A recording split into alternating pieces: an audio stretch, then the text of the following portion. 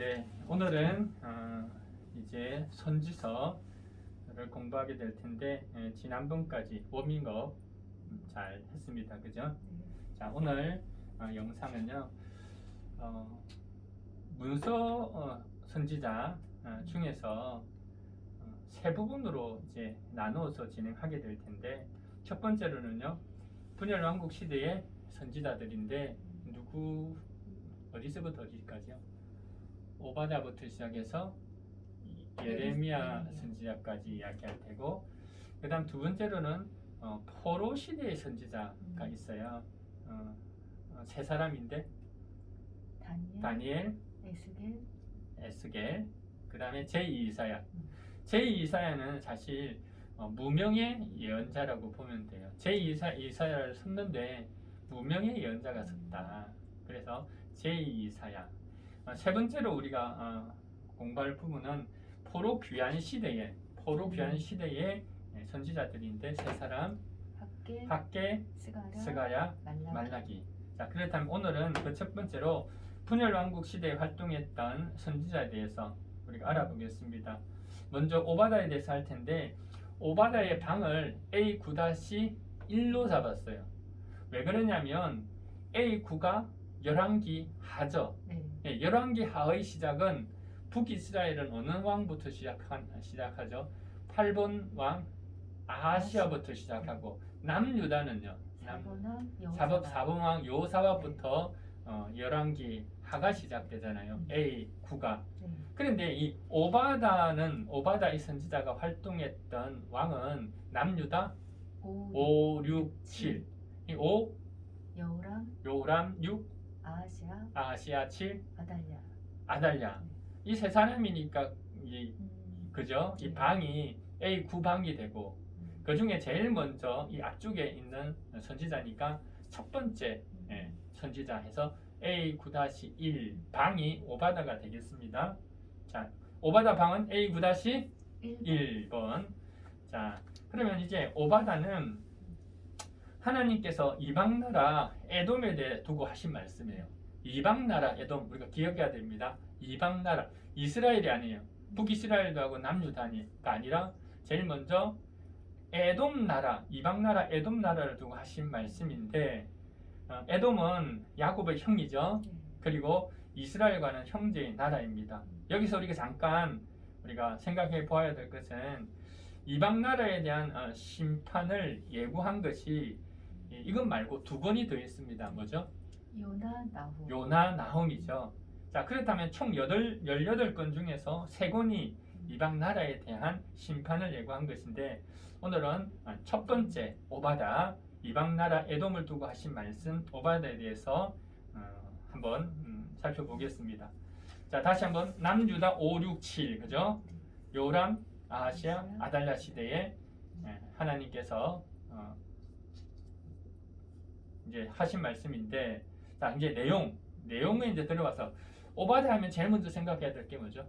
에돔. 자, 에돔이겠죠. 이방 나라 에돔. 두 번째로는요?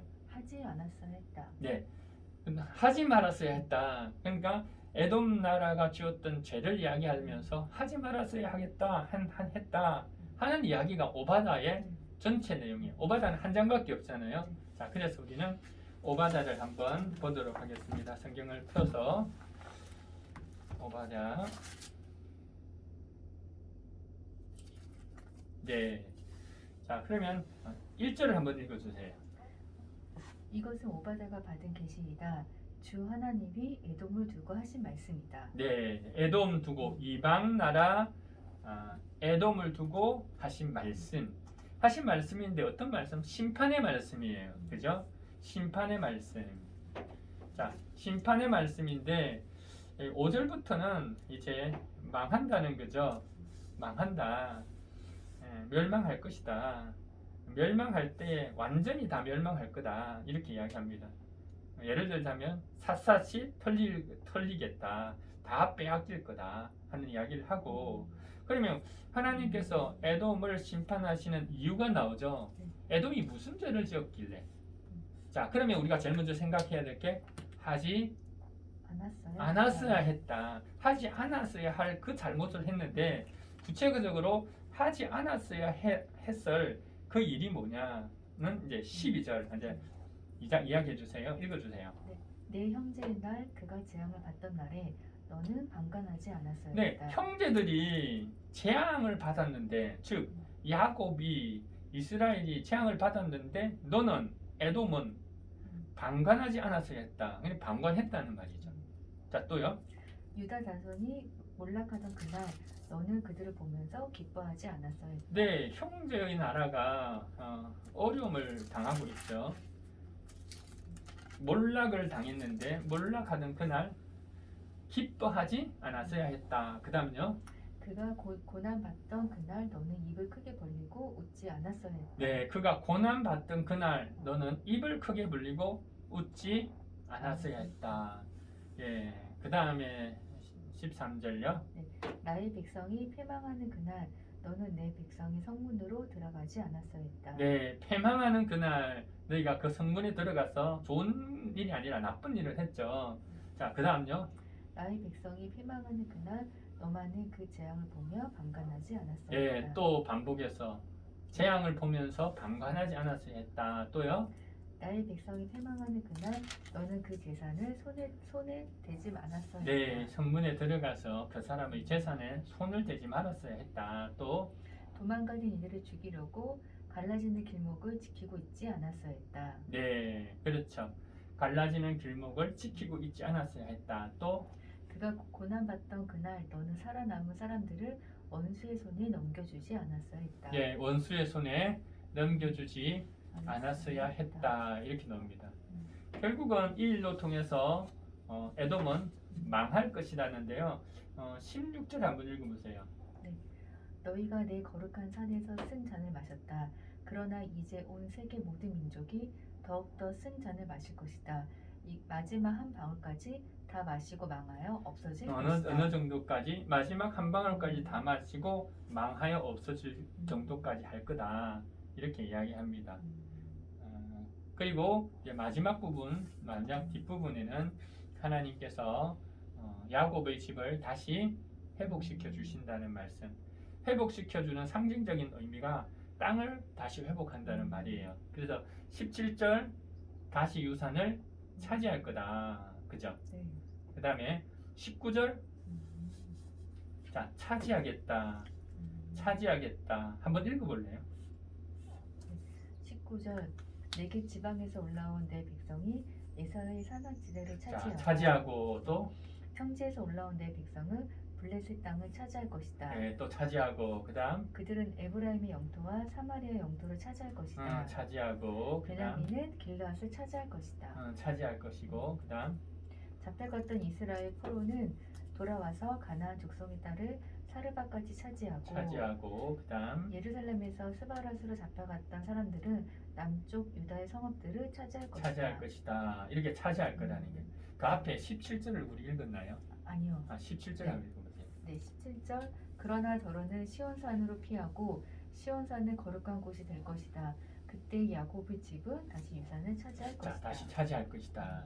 이렇게 해서 끝나는 거죠. 네. 이게 오바다입니다. 자, 오바다 다시 한번 제일 먼저 내용을 생각할 것은 에돔 이방 나라 에돔에 대한 하나님의 경고.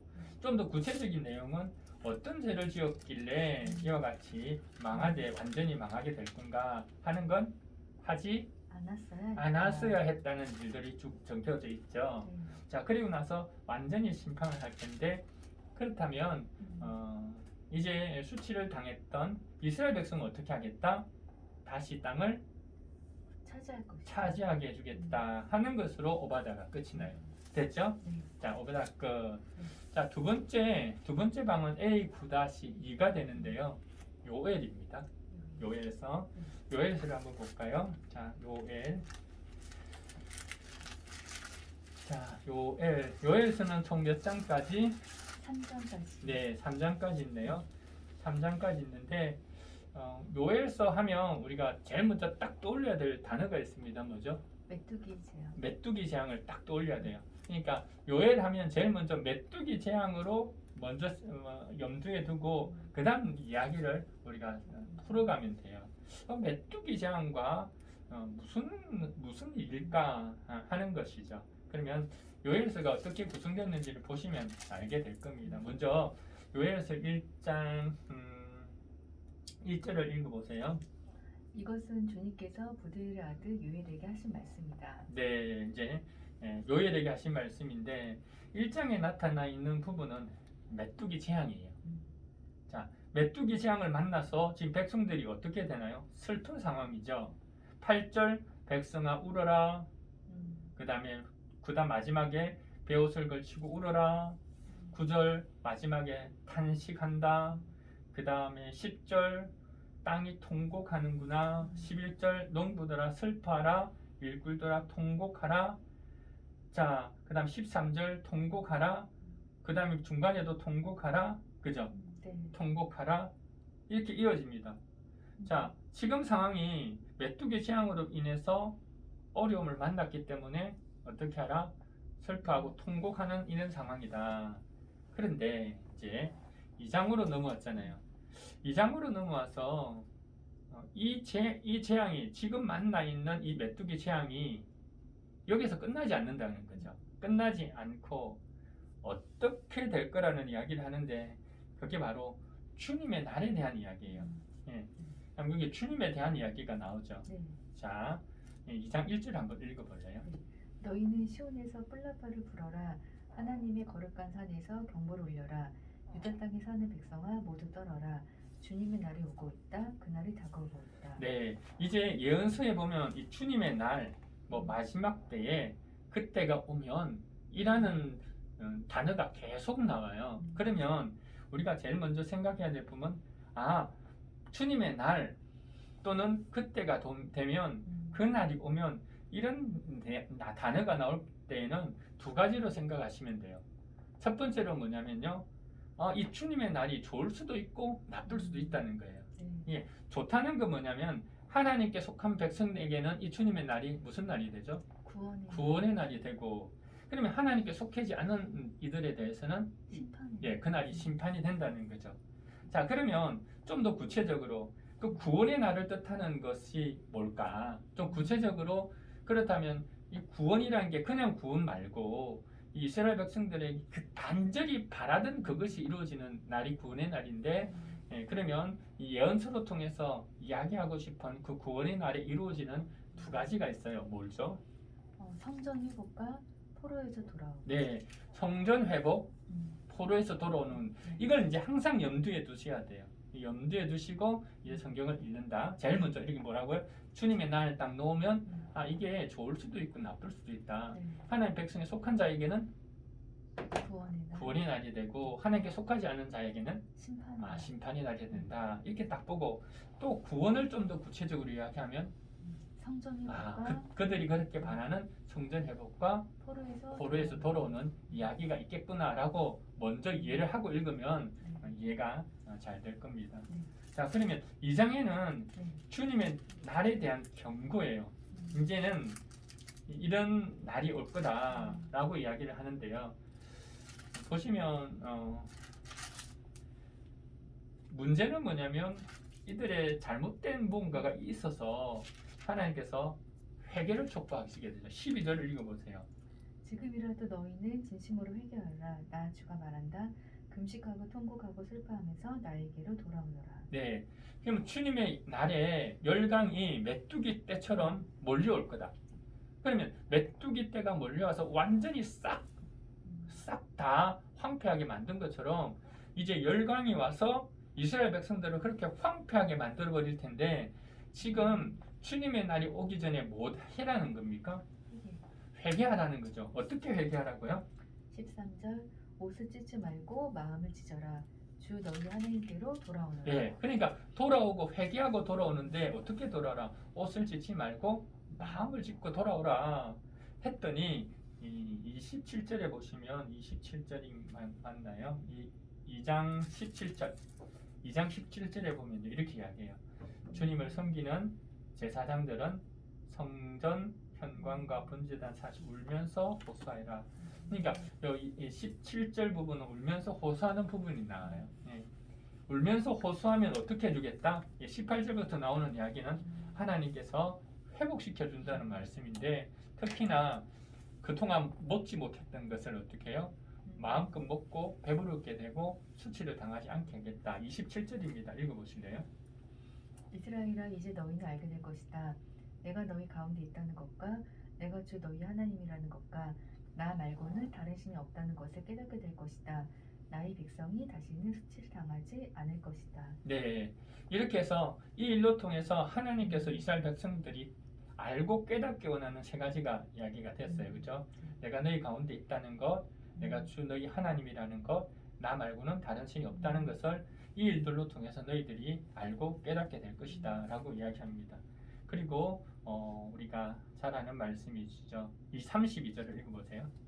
그러나 주님의 이름을 불러 구원을 호소한 사람은 다 구원을 받을 것이다. 네, 이런 상황에서도 주님의 이름을 불러 구원을 호소하면 하나님은 다 구원 얻게 할 거다 라고 이야기하면서 2장이 끝이 나요. 근데 이제 마지막 3장에 넘어와서는 또 그날이 오면 이렇게 나오잖아요. 그때가 되면, 그러니까 1장에 보시면 때가 되어 그날이 오면 이건 좋은 날이죠. 뒤에 보세요. 뭐라고 했어요? 내가 유다와 예루살렘을 회복시켜서 번영하게 하겠다. 네, 그런데 2절에 그때가 되면 이 주위에 있는 나라들은 심판을 받게 된다는 거예요. 그 심판에 대한 상징적인 의미가 여호사밧 골짜기로 모으겠다는 거예요.